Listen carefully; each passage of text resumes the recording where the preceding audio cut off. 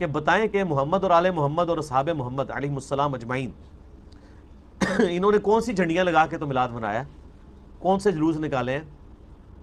چلیں لائٹنگ تو آج کے زمانے کی ہے، لیکن جھنڈیاں، جھنڈے، جلوس، یہ سارے معاملات تو اس زمانے میں بھی ہو سکتے تھے۔ مولا علی کیا ہر سال میلاد مناتے تھے اس طریقے پہ جس طرح آپ مناتے ہیں؟ تو وہ فوراً چٹا جواب ہی آپ کو دیں گے، وہ کہیں گے یہ تو بعد میں شروع ہے۔ جو چیز دین میں بعد میں شروع ہو اس کو نہ کرنے والے پر کس طریقے سے ٹونٹ کی جا سکتی ہے؟ ویسے بڑے یہ یعنی چلاکی کریں گے، وہ کہیں گے نہیں جی اگر کوئی نہیں مناتا ہم کچھ نہیں کہتے، ہمیں نہ آپ چھیڑیں۔ بھئی آپ تو ہمیں آئے دن شعر سناتے ہیں، نثار تیری چہل پہل کے ہزاروں عیدیں ہیں ربیع الاول سوائے ابلیس کے جہاں میں سبھی تو خوشیاں منا رہے ہیں۔ آپ ہمیں ابلیس کی کیٹیگری میں بھی کھڑا کرتے ہیں اور پھر کہتے ہیں نہیں میلاد کو منا لیں۔ یعنی ایک غریب تو بدتمیز، کم آپ نہ کر رہے ہو اور جو نہیں کر رہے ان کے اوپر ٹاٹ کر رہے ہیں۔ تو یہ خبیث آپ پتہ ہے کس کس کو کہہ رہے ہیں؟ یہ ابلیس آپ کس کس کو کہہ رہے ہیں؟ وہ نا بس اوقات یہ وسوسہ بھی ڈالتے ہیں کہ جب نبی پاک مکے میں پیدا ہوئے تھے، حضور مکے میں جلوہ گر ہوئے نا، تو مکے والوں نے تو لائٹنگ نہیں لگائی تھی، جھنڈے نہیں لگائے تھے، انہوں نے تو جلوس نہیں نکالے تھے، تو تم کون ہوتے ہو؟ تو میں نے کہا بیٹا یہی بات تو ہے کہ انہوں نے نہیں لگائے تھے اس لیے تو ہم لگا رہے۔ دیکھو جو اللہ نے انتظام کروائے اور کیے، جو فرشتوں سے کہا، اب وہ تو لوگ مانتے نہیں، چلو نہ مانو یار، کوئی ایسی بات نہیں ہے، لیکن یہ بڑے لطف والی بات ہے۔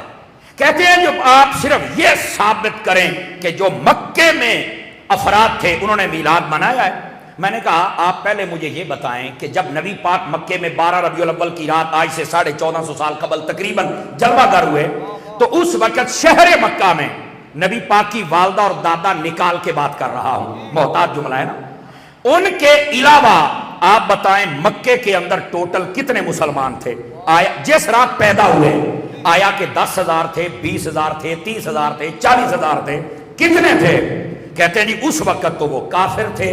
سمجھ آئی؟ تو میں نے کہا پھر کافر نے بھی کبھی نبی کا جھنڈا لگایا ہے؟ مجھے یہی بتا دو۔ کافر بھی لائٹنگ کرے گا؟ اکھے جی نہیں کرے گا۔ تو میں نے کہا اب بتائیں آپ کون ہیں؟ جی ہم تو مسلمان ہیں۔ کہ میں کہا پھر بندے دا پوت بان کافرانے کام کیوں کرنا، مسلمان والے کام کرنا۔ میں نے کہا جب حضور مکے میں آمد ہوئی تھی اس وقت تو وہ کافر تھے، انہوں نے تو کچھ نہیں کیا۔ میں نے کہا بیٹا اگر اپنی اماں کا دودھ پیا ہے اور میں اس وقت داتا نگر میں بیٹھا ہوں اور میرا چہرہ بھی تقریباً داتا صاحب کی طرف ہی بنتا ہے، تو میں نے کہا مجھے بتا جب میرے مصطفیٰ مدینے میں آئے اور وہاں آگے مسلمان رہتے تھے، انہوں نے بتایا تھا کہ جب مسلمانوں میں آمد ہو تو مسلمان کرتے کیا؟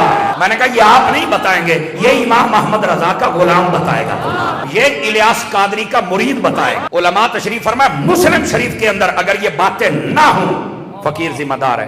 نبی پاک علیہ السلام نے جب ہجرت فرمائی نا مکہ پاک سے مدینہ تو یہ بات جانے لگے، تو آپ جب ادھر پیغام پہنچ گیا بھی حضور آ رہے ہیں، حضور آ رہے ہیں، اس جملے کو سمجھیے، حضور آ رہے ہیں، جب یہ پتہ لگا تو ہوا کیا تھا، انہوں نے ایک اپنی سپیشل فورس بنائی تھی، سمجھ آئی؟ وہ ہر روز اسلحہ سے لیس ہو کر وہ نکلتے تھے حضور کے انتظار کے لیے، اور تقریباً 8 دن یا 14 دن یا اس سے زائد دن نبی پاک کا انتظار ہوتا رہا کہ آمد ہوگی تو ہم حضور کا استقبال کریں گے۔ اور جس دن آمد ہوئی تو کیا ہوا؟